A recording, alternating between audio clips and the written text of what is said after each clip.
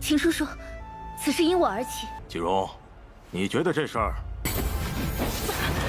不过我有一个解决的办法。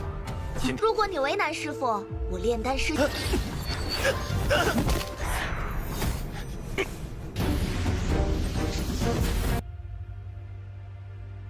Hola semuanya, bagaimana nih kabar kalian? Semoga dalam keadaan baik-baik saja dan sehat selalu ya.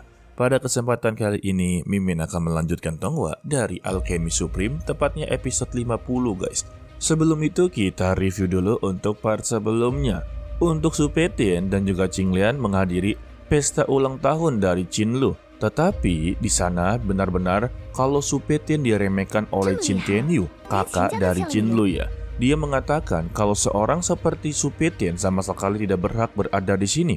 Bahkan juga dia terkejut kalau Su Peitian ternyata tunangan dari Muranshi, membuat dia terus-terusan mencoba untuk meremehkan, memprovokasi, intinya menjatuhkan harga diri dari Su Peitian.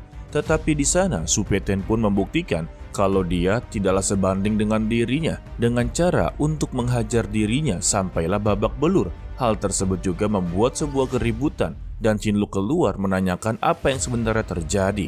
Di sini Qinlu memihak kepada Su Peitian dan memberitahu kepada ayahnya kalau Su Peitian ini tidak akan membuat masalah tanpa ada alasan apapun ya. Jadi dia menanyakan kepada kakaknya yaitu Tianyun apakah dia ini telah berbuat sesuatu kepada Su Peitian. Sayangnya Tianyun ini malah mencoba untuk mengadu domba kepada ayahnya, membuat ayahnya juga sangatlah marah besar. Alhasil dia menantang kepada Su Peitian untuklah bertarung. Dengan sangat senang hati Su Peitian pun langsunglah menerimanya guys.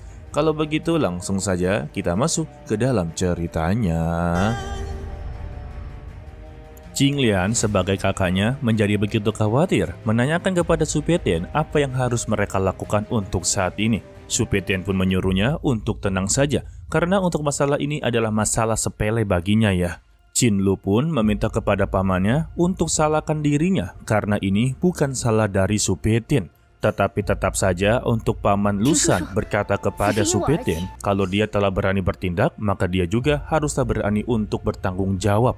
Lantas Su Peitian pun berkata kepadanya kalau dia ini tidak melakukan kesalahan apapun. Seharusnya dialah yang menginterogasi anaknya sendiri karena telah berbuat semena-mena kepada dirinya. Pernyataan dari Su Peitian benar-benar membuat Lusan sungguh sangatlah marah. Karena dia ini terlalu banyak bicara dan juga tidak mau bertanggung jawab, maka jangan salahkan dirinya kalau dia akan bertindak keras kepadanya ya. Dan dia menyiapkan beberapa serangan kepada Su Peitian. Tetapi tindakannya pun langsunglah dihentikan oleh salah satu pria yang begitu tampan, yang tak lain dia adalah Zhou Jingrong. Dia memberitahu kalau dia telah berada di sini sebelum mereka datang dan dia tahu semua keseluruhan cerita tersebut.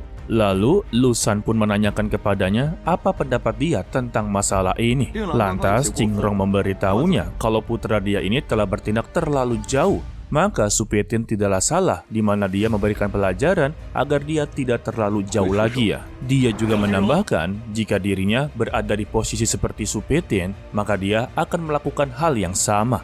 Mendengar itu juga, Tianyun sungguh sangatlah kesal dengan mengatakan kalau dia sama sekali tidak menyinggung perasaannya, mengapa dia ikut campur dalam urusannya ya. Tetapi Jingrong pun langsunglah mencoba untuk melukai tangan dari Tianyun, yang dimana dia ini sebenarnya sudahlah keterlaluan guys. Jingrong hanya mengatakan apa yang sebenarnya terjadi dan dia tidak melebih-lebihkan ya. Lalu Qinlu pun menanyakan kepada ayahnya kalau semua perkataan dari Jingrong itu ada benarnya. Seharusnya dia ini juga bisalah memilih siapa yang salah dan juga siapa yang benar. Tetap saja ya karena Lusan sudah terlanjur untuk mempermalukan Su Peitian dan dia enggan untuk meminta maaf kepada Su Peitian dengan mengatakan apapun yang terjadi sebenarnya seharusnya Su Peitian tidak perlu melakukan kekerasan ya. Elah. Lalu dia pun menyuruh Su Peitian selama dia mengakui kesalahannya maka masalah ini akanlah dilupakan. Namun Su Peitian juga membalasnya meminta maaf adalah hal yang mustahil karena ini sudah mempertaruhkan harga dirinya ya. Namun jika benar-benar masalah ini ingin selesai maka Su Peitian memberikan satu solusi. Apakah dia berani untuk melawan dirinya seperti laki-laki pada umumnya? Mendengar itu juga, Tianyun pun merasa begitu tertantang ya, dengan mengatakan kalau dia jangan terlalu sombong, Padahal kemampuan dia ini tidak setara dengannya. Waduh, jelas-jelas dari awal dia telah mendapati pukulan yang begitu telak dari Su Peitin ya. Sayangnya, secara tiba-tiba juga ada salah satu gadis cantik atau murid utama dari Presiden Eddie yang dimana Mimin lupa namanya, dia ternyata berada di sana juga. Namun sayangnya, dia malah membuat Su Peitin benar-benar sangatlah malu yang dimana dirinya malah tersandung dan langsunglah memeluk tubuh dari Su Peitin. Bahkan juga dia memanggil Su Peitin sebagai tuannya. Su Peitin pun langsung menepuk jidatnya dengan berkata kalau dia ini bukanlah tuannya. Alhasil, gadis ini pun langsung mengganti panggilannya sebagai guru. Waduh, ya sudah pasti tahu kan alasan dia memanggil Su Peitin sebagai guru? Karena dari awal dia ini dibantu serta diajarkan tentang beberapa ramuan pil guys. Maka dia akan tetap mengakui Su Peitin sebagai gurunya. Walaupun Su Peitin nantinya tidak akan mengakui dia sebagai muridnya guys. Yang ternyata gadis ini bernama Molly. Mimin lupa namanya guys sebab dia ini sebagai NPC pada umumnya. Dan Lusan menanyakan kepada Molly apakah dia mengenal satu sama lain. Molly pun langsunglah menceritakan kehebatan dari Su Peitin. Kalau tuannya ini ataupun gurunya adalah seorang alkemis bintang 3. Tidak sampai di situ juga, kalau Su Peitin ini benar-benar dihormati oleh Asosiasi Alkemis Presiden Eddie, serta juga sebagai kenalan dari Master Alkemis bintang 4 dari Kekaisaran. Mendengar itu membuat mereka sempat tidak percaya ya. Dan juga Molly meminta kepada mereka jika mereka berani mempersulit tuannya, maka mereka akan menerima konsekuensinya. Dan Lusan menganggap pernyataan tersebut adalah sebuah kebohongan ya. Molly pun kembali memastikan ya, jika memang tidak percaya, boleh tanyakan kepada Master Alchemist Lo Feng, yang dimana dia ini berasal dari utusan ke kota Kekaisaran ya. Lantas, Lusan pun menjadi sangatlah ketar-ketir dan langsung menghela napas karena dia tahu jika masih berurusan dengan Su Peitin, maka ini akan menjadi masalah besar bagi keluarga Qin. Alhasil, dia mencoba untuk merendahkan dirinya ya, karena dia adalah seorang alkemis bintang 3. Dia meminta untuk melupakan semua masalah hari ini juga. Enak banget ya, padahal yang harus bertanggung jawab adalah keluarga Qin, bukanlah Su Peitin. Lantas, Su Peitin pun sangatlah tidak terima dengan semua ini. Bukankah dari awal mereka ini ingin memberikan penjelasan kepada dirinya? Maka untuk hari ini juga, Su Peitin lah yang akan memberikan penjelasan kepada keluarga Qin. Dan dia pun langsunglah menangkap Qin Tianyu, bahkan juga untuk merantainya serta untuk menginjak-injaknya. Lusan pun juga tidak terima dan mencoba untuk menyerangnya. Tetapi secara tiba-tiba, kepala keluarga Qin ataupun kakek dari Qin Lu langsunglah keluar meminta mohon ampun kepada Su Peitin.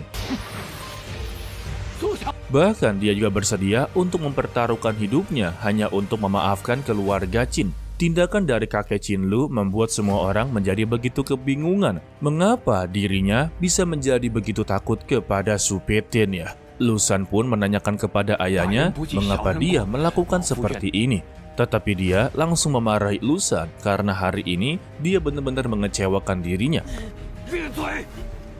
Karena jika dia tidak bertindak, maka keluarga Qin akanlah hancur. Tidak sampai di situ juga, kakek Qin Lu ataupun Qin Hozong langsung menanyakan apa yang diinginkan oleh Su Peitin agar masalah ini benar-benar selesai.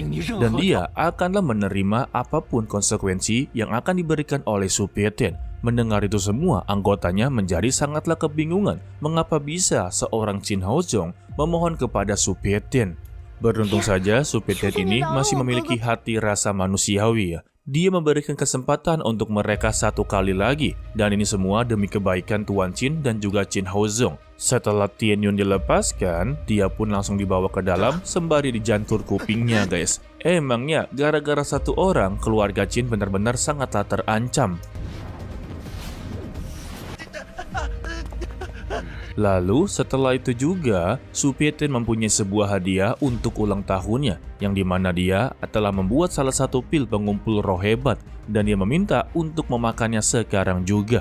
Dengan sangat senang hati, Qin Lu pun langsunglah menerimanya serta memakannya, yang membuat semua orang di sana langsunglah terkejut-kejut karena reaksi dari pil tersebut sangatlah cepat ya. Sehingga pil tersebut pun langsunglah mengumpulkan beberapa energi spiritual yang berada di sekitar mereka. Ditambah juga untuk Qin Lu, dia pun langsunglah melayang. Sampai-sampai semua orang di sana pun menjadi begitu sangatlah iri. Karena guys, pil tersebut membantu Qinlu dalam penerobosan. Dan pada akhirnya juga, Qinlu berhasil menerobos ke ranah master bela diri hebat bintang 2. Untuk Qin Hozong saja sama sekali tidak percaya. Padahal baru kemarin dia telah menerobos bintang 1, tetapi untuk sekarang dia menerobos dengan begitu singkat hanya dengan membutuhkan 1 pil saja ya. Setelah semua itu juga, Qinlu pun langsung berterima kasih atas hadiah ulang tahunnya, karena ini begitu sungguhlah luar biasa ya. Tidak dengan Muransi, dia benar-benar sangatlah iri kepada Qinlu karena dia ini selalu mendapati beberapa harta yang begitu luar biasa dari Su Peidian. Sedangkan ya untuk dia sebagai tunangannya tidak pernah mendapatkan apapun guys. Ya salah dia juga ya, terlalu malu-malu kucing dan juga sangatlah enggan untuk mendekatinya. Kalau Qinlu bersikap kepada Su Peidian layaknya seperti wanita lainnya. Tetapi untuk Muransi, dia ini menempel ketika ada seseorang yang mencoba untuk menggodanya. Jika tidak ada yang menggodanya, dia ini akanlah menjauh dari Su Peidian. Sayangnya, Su Peidian pun meminta izin kepada Qinlu kalau dia akan kembali pulang. Mendengar itu juga membuat Qinlu sedikit sakit hati guys, karena pesta ulang tahunnya belumlah dimulai. Su Peidian memiliki sebuah alasan mengapa dia tidak bisa untuk mengikuti pesta ulang tahunnya, karena ada sebuah urusan yang haruslah dia selesaikan ya, dan dia akan bertemu lagi di Istana Lanhuo nantinya. Lalu dia juga berterima kasih kepada saudara Cao Qinrong karena telah membela dia sebelum-sebelumnya. Dan Cao Qinrong juga tidak begitu mempermasalahkannya karena mereka berdua sebentar lagi akan bertemu di Istana Lanhuo guys. Dan tampaknya juga untuk Qinglian, kakaknya dari Su Peidian, begitu sangatlah tertarik kepada Cao Qinrong. Waduh, calon-calon jadi kakak ipar ya.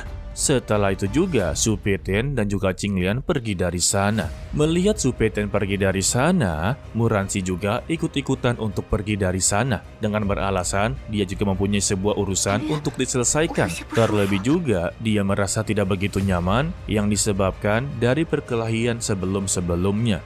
Dan dia pun langsung pergi dari sana. Waduh, sayang banget ya. Tetapi gimana perasaan dari Qinlu yang telah mengadakan pesta ulang tahun? Sebetulnya orang yang paling diharapkan untuk datang dan juga bertahan lama di sana adalah Su Peidian guys, bukanlah yang lain. Karena ya udah tahu kan kalau Qinlu ini menyukai Su Peidian. Sayangnya Su Peidian mempunyai urusan lain dan juga tidak begitu memprioritaskan pesta ulang tahun dari Qinlu guys. Udah gitu ditambah sama Muransi pergi dari sana, sakit hati juga sih. Ya setidaknya Su Peidian ini telah memberikan hadiah yang begitu sangatlah berharga ya. Jika tadi awalnya Su Peidian tidak memberikan hadiah, mungkin sudah menjadi bahan pembicaraan untuk semua keluarga. Oke lah, sepertinya cukup sampai di sini saja dulu untuk video kali ini ya. Mimin ucapkan terima kasih kepada kalian yang telah menonton sampai akhir. Pesan dari Mimin, tetaplah menjadi orang yang baik walaupun itu sangatlah sulit ya. To be continue, sampai jumpa di video berikutnya. Bye-bye. 秦叔叔，此事因我而起。季荣，你觉得这事儿？不过我有一个解决的办法。如果你为难师傅，我炼丹师